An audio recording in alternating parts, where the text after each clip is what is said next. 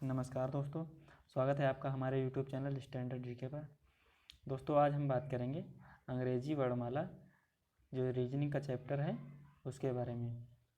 इसमें हम देखेंगे कि कौन सा सवाल कितनी जल्दी हम हल कर सकते हैं। वनडे एग्जाम में रीजनिंग बहुत ज़्यादा पूछी जाती है, तो इसमें हम सबसे पहले चैप्टर अंग्रेजी वर्णमाला के बारे में जानेंगे। तो अंग्रेजी वर्णमाला का चैप्टर सीखने के लिए आपको सबसे पहले अंग्रेजी वर्णमाला के अक्षरों को याद करना होगा कि कौन सा अक्षर किस स्थान पर है। जैसे कि ए पहले स्थान पर है और बी दूसरे स्थान पर है, इसी तरह सी तीसरे, डी चौथे, और इसी तरह 26 के 26वां अक्षर आपको याद करने होंगे कि कौन सा अक्षर किस स्थान पर है, क्योंकि इसमें यही ज़्यादातर पूछा जाता है कि कौन सा अक्षर किस स्थान पर है। तो इनको याद करने के लिए आपको एक शब्द याद करना होगा, इजोटी। इस शब्द से आपको अंग्रेजी वर्णमाला के अक्षरों को याद करने में आसानी होगी, क्योंकि ई जो है 5वें स्थान पर है, जे 10वें स्थान पर है, ओ 15वें स्थान पर है, और टी 20वें स्थान पर है, और वाई 25वें स्थान पर है। तो इसमें आपको अक्षरों को याद करने में आसानी होगी, क्योंकि ई के बाद एफ आता है, तो आपको ये पता चल जाएगा कि यदि ई 5वें स्थान पर है तो एफ जाहिर सी बात है कि 6वें स्थान पर होगा, और ओ 15वें स्थान पर है तो पी जो है 16वें स्थान पर होगा, क्योंकि आपको ये पता है कि ओ 15वें स्थान पर है। तो इसको आप इस शब्द से याद कर सकते हैं कि कौन सा अक्षर किस स्थान पर है। इससे आपको सबसे ज़रूरी है आपको ये अक्षरों को याद करना होगा, नहीं तो आपको बहुत समस्या होगी। तो आगे चलते हैं। इसमें हम देखते हैं सवालों के बारे में। सवालों को जैसे दिया गया है कि कोई सवाल, मतलब जैसे कहा गया है कि अंग्रेजी वर्णमाला में बाएं से 7वें स्थान पर कौन सा अक्षर है।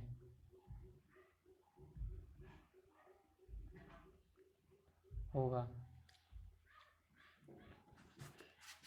क्योंकि आप तो बाएं से अंग्रेजी वर्णमाला में आप चलेंगे तो ए पहले स्थान पर हो गया, बी दूसरे स्थान पर होगा, सी तीसरे स्थान पर हो गया, डी चौथे स्थान पर हो गया, ई 5वें पर, और एफ 6वें पर, जी जो है 7वें स्थान पर होगा।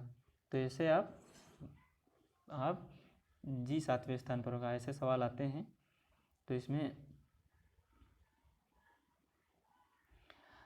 तो यदि आपको अंग्रेजी वर्णमाला के अक्षरों को याद होगा कि कौन सा अक्षर किस स्थान पर है, तो आप तुरंत बता देंगे कि जी 7वें स्थान पर है।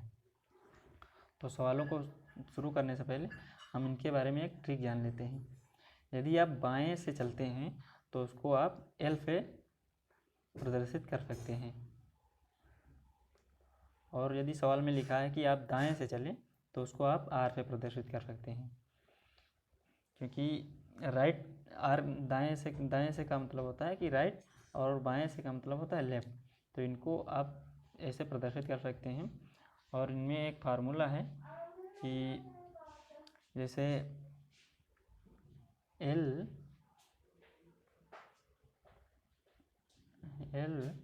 और एल माइनस होता है, और अंत में एल ही हो जाएगा, और आर और प्लस एल, ये आर होगा और ये जुड़ेगा, और एल प्लस आर ये भी जुड़ेगा, और इसको अंत में एल हो जाएगा, और आर माइनस होंगे, मतलब सेम वाले अक्षर माइनस हो जाएंगे। और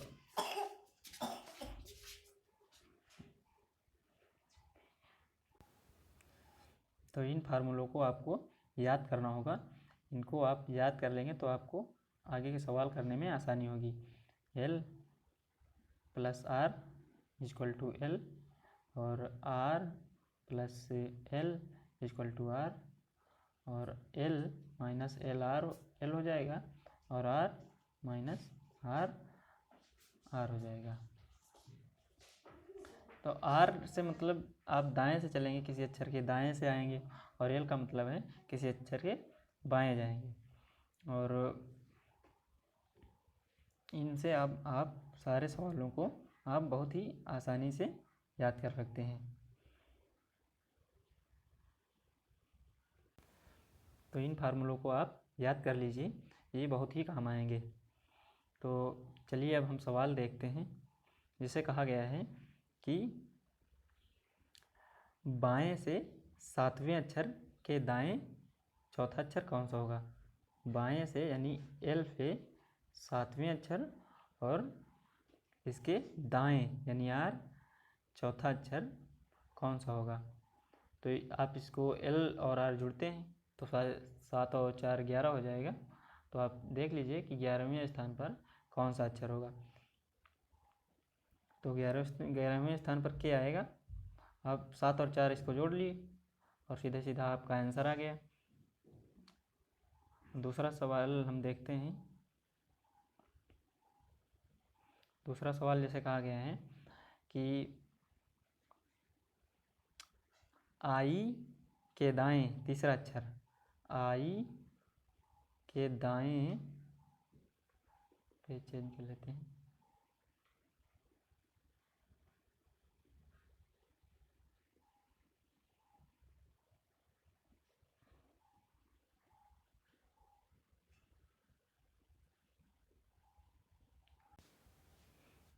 आई के दाएं तीसरा अक्षर और उसके बाएं दूसरा अक्षर, उसके बाएं दूसरा अक्षर। तो आप सीधे सीधे करिए। आई सीधे आपको पता होगा कि 9वें स्थान पर है, और आई के दाएं यानी एल 9 जो आई हो जाएगा, और इसके दाएं यानी आर 3, और उसके बाएं तीसरे, उसके बाएं जो है दूसरा अक्षर, यानी आई के दाएं 3 अक्षर बढ़े तो 9 3 12 हो गया। उसके दाएं यानी एल माइनस एल फिर आ जाएगा, तो एल 12 हो गया यहाँ पर। और उसके बाद L2 माइनस हो जाएगा, तो 12 में से 2 गया तो L 10 बचा। यानी कि बाएं से 10वें स्थान पर कौन सा अक्षर होगा। तो बाएं से 10वें स्थान पर आपका जे होगा, जे आंसर हो जाएगा। अगला सवाल देखते हैं।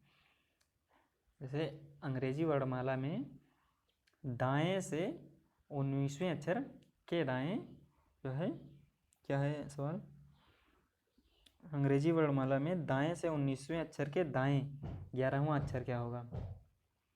तो अंग्रेजी वर्णमाला में दाएं से 19वें का मतलब हो गया आर 19, फिर बोला है के दाएं 11वां अक्षर, तो आर 11 हो गया।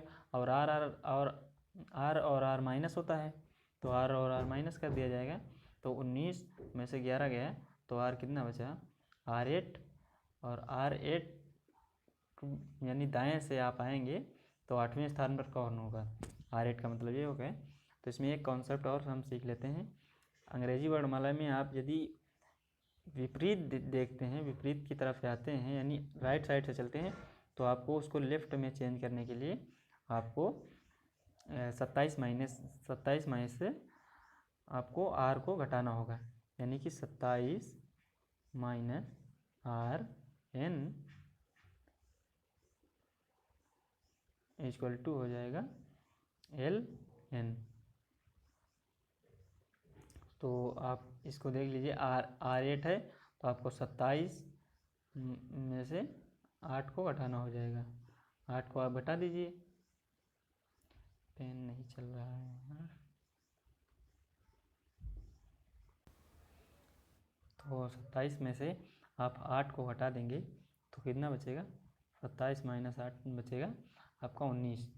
अब बाएं से 19 हो गया, बाएं से आपको 19वें अक्षर पर जाना है, तो L19 पे जाना है, तो आपको L19 पे एस हो जाएगा, क्योंकि आपका टी जो है वो 20वें स्थान पर है और टी से पहले एस आता है एस टी, तो टी 19वें स्थान पर हो जाएगा। तो टी आंसर हो जाएगा आपका। टी नहीं, सॉरी, इसमें एस आपका आंसर हो जाएगा क्योंकि एस 19वें स्थान पर है ना, तो इसलिए आपका एस आंसर हो जाएगा।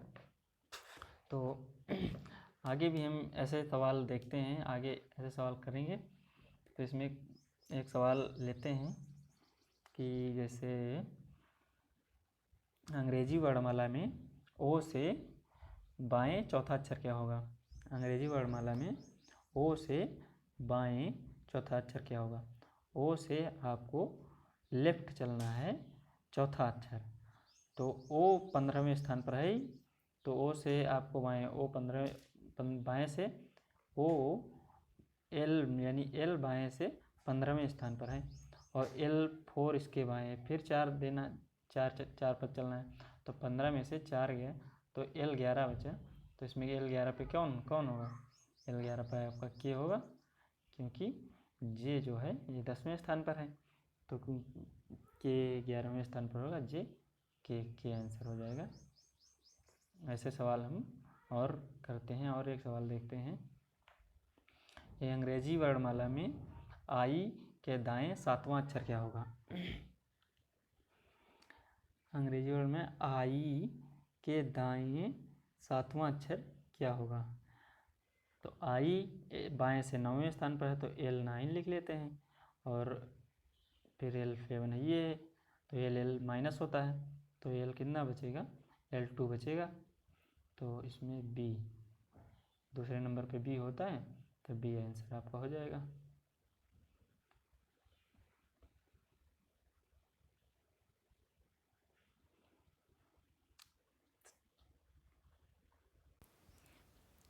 तो हम इस वीडियो को यहीं पर समाप्त करते हैं।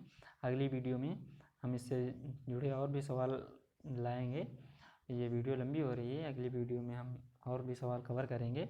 अभी इसमें बहुत से सवाल बाकी हैं। तो यदि आपको अच्छी वीडियो या अच्छी लगती है तो कृपया कर लाइक करें और शेयर करें और चैनल को हमारे सब्सक्राइब कर लें। तब तक के हम आगे मिलते हैं अगली वीडियो में। जय हिंद।